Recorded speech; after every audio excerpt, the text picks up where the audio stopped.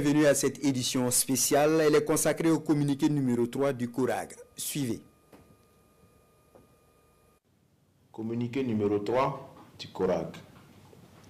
Résolument engagé dans la lutte contre le terrorisme et tous ses supports impérialistes qui, sous le fallacieux prétexte d'œuvrer pour la paix dans le monde, alimentent les différents foyers de tension en Afrique et ailleurs, le président du Faso, le camarade capitaine Ibrahim Traoré, le gouvernement et l'ensemble du peuple burkinabé s'investissent également sans réserve pour une véritable refondation de l'État. En plus des différentes initiatives présidentielles visant l'accélération du développement pour un mieux-être des Burkinabés, des réformes audacieuses sont opérées et la bonne gouvernance promue en vue d'une moralisation de la vie publique. C'est dans cette logique que le 25 septembre dernier, lors de notre deuxième communication, nous portions à la connaissance de l'opinion de graves dysfonctionnements impliquant des personnes physiques et morales issues de l'administration publique et du secteur privé.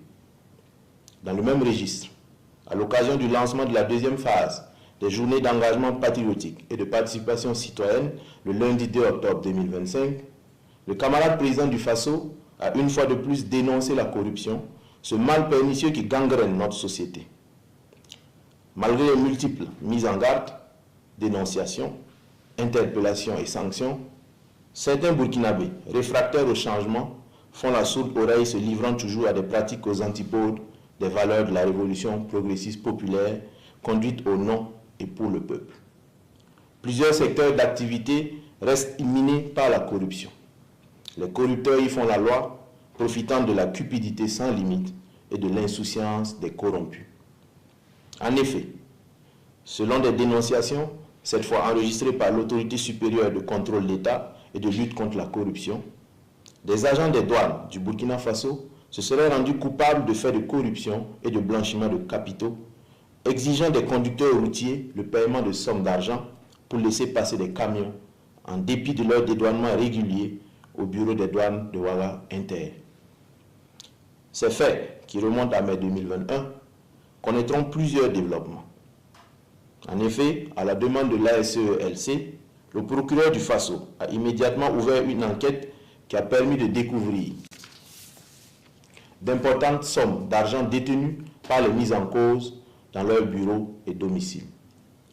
Des preuves matérielles irréfutables des faits de corruption impliquant deux agents, l'un inspecteur et l'autre contrôleur des douanes, sont versées au dossier. La suite de l'enquête a également permis d'interpeller 11 autres douaniers pour les mêmes infractions de corruption et de blanchiment de capitaux.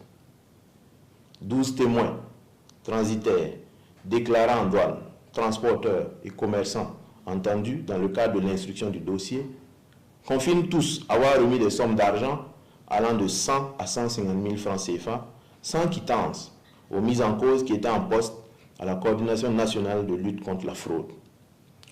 Comment donc comprendre que des agents de l'État affectés au sein de cette structure censée lutter contre la fraude se rendent eux-mêmes coupables de faits de corruption et de blanchiment de capitaux? Face au rejet en bloc des accusations, ils seront tous confrontés à l'évidence des faits grâce aux images et vidéos les montrant dans une situation de flagrant délit de corruption. La corruption dénoncée en milieu douanier a également pion sur rue dans le milieu judiciaire. Oui, malheureusement, la justice, cette noble institution censée être un repère moral pour la société et les citoyens, se révèle être aussi un univers infesté par plusieurs dysfonctionnements. Plusieurs plaintes et dénonciations ont aussi été reçues par la Commission de régulation des dysfonctionnements ainsi que le cabinet de la présidence du Faso. Ces dénonciations ont trait à la corruption et la concussion dont se rendent coupables des acteurs de la justice, à savoir l'absentéisme, la lenteur dans le traitement des dossiers, l'abus de fonction, le délit d'apparence et l'arrogance vis-à-vis des justiciables. Revenant au cas des agents de douane, dont le dossier a été introduit au cabinet du juge d'instruction du pôle ECOFI, en dépit des preuves évidentes versées au dossier, des aveux par reconnaissance par les mises en cause et de la concordance des témoignages, à la surprise générale, un non-lieu sera prononcé par le juge d'instruction en juillet 2024. Ce qui soulève une interrogation majeure sur la bonne foi et la probité des juges ayant connu et traiter le dit dossier. Insatisfait de cette décision, le procureur du Faso fera appel de l'ordonnance du juge d'instruction devant la chambre d'instruction de la cour d'appel. Le 27 août 2025, la chambre d'instruction, juridiction supérieure de contrôle, échouera à corriger la première décision malgré le caractère manifestement probant des éléments du dossier. Elle valide un raisonnement qui fait abstraction d'une part de la matérialité de l'infraction, remise et récupération de l'argent, et d'autre part de la concordance entre les images et vidéos réalisées par les enquêteurs infiltrés et les pratiques dénoncées par les témoins. Cette confirmation du non-lieu, nonobstant les preuves flagrantes, fragilise l'effort de lutte contre la corruption et envoie un signal extrêmement négatif sur l'efficacité et la rigueur du pôle judiciaire spécialisé.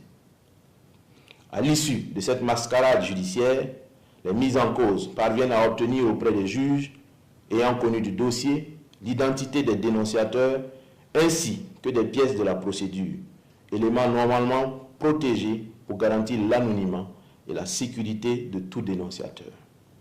Non content de violer un principe sacré du droit, à savoir la protection de l'identité du dénonciateur, l'un des douaniers mis en cause se paie le luxe d'attraire le dénonciateur devant un juge qu'il corrompt en contrepartie d'une condamnation sévère de ce citoyen qui a voulu contribuer à la manifestation de la vérité. En rappel, la divulgation de l'identité des dénonciateurs faite en violation de la réglementation en vigueur est une faute grave qui met en danger le citoyen et compromet l'ensemble des mécanismes de dénonciation. Cela met également en lumière un grave dysfonctionnement dans la chaîne de justice et de protection des témoins. Dans le cadre de cette affaire, une série d'interpellations d'acteurs de la justice, suivies d'auditions effectuées courant le mois d'octobre 2025, a révélé un vaste réseau d'agents indélicats à la cour d'appel de Ouagadougou. 10 magistrats, dont un président de chambre, un procureur général, un substitut général, un procureur du Faso, un juge d'instruction et un juge au siège, etc., et un avocat sont mis en cause. D'importantes sommes d'argent ont aussi été engagées pour des actes de corruption et d'influence ayant entraîné une instruction biaisée et un jugement partisan du dossier. Pour des faits aussi graves impliquant des hommes de droit, garants d'une justice exemplaire et égalitaire, une campagne de désinformation et de dénigrement a été une fois de plus menée par des médias mensongers occidentaux, notamment français, fidèles à leur mission, qui accusent les autorités burkinabées d'avoir mis aux arrêts des magistrats pour, selon eux, des faits antérieurs qui les incrimineraient. Loin de se laisser distraire, le CORAG, face à tous ces manquements, met en garde tous ceux qui se rendent coupables de faits de corruption et qui tenteront d'instrumentaliser les acteurs de la justice. Les auteurs et leurs complices seront mis face à leurs responsabilités et subiront la rigueur de la loi. Au nom du principe de l'équité des droits, aucune faveur ne sera accordée à personne.